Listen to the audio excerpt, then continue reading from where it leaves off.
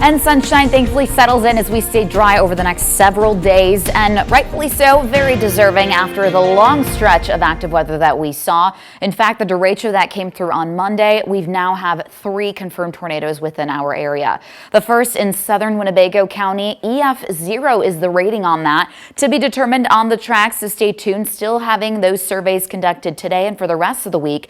But the second tornado confirmed went through Byron, also an EF0 rating, and another EF0 rating as well through Davis Junction. Here are the tracks that we do know of.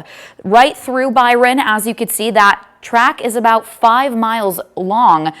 Peak winds at about 80 miles per hour with the width of 200 yards through Byron and then through the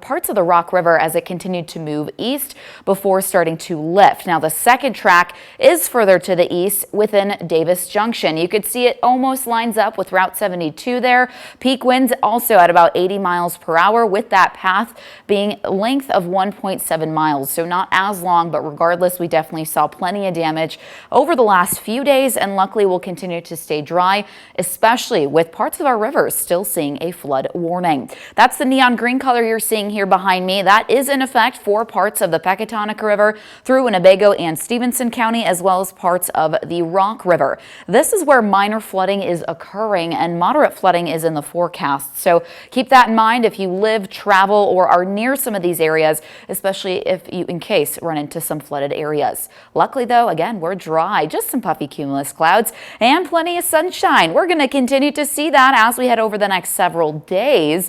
Nice and dry, and temperatures also feeling comfortable. 77 degrees in Rockford. We'll still climb maybe a few more, but otherwise we're staying in the upper 70s. Your dew points are going to start to drop. Right now they're sitting at 60 degrees, so slowly starting to become more comfortable.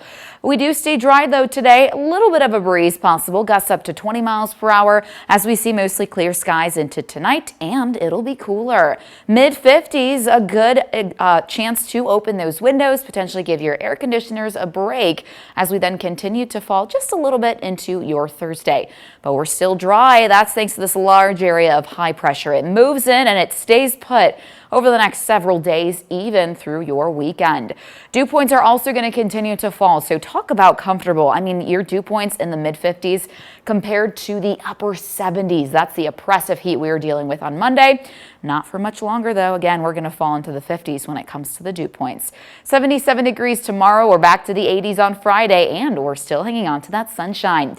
As we head into the next few days and in your most accurate 10-day forecast, you'll see that the 80s follow us all the way through next week. Along with the sunshine, active weather doesn't return until early Tuesday.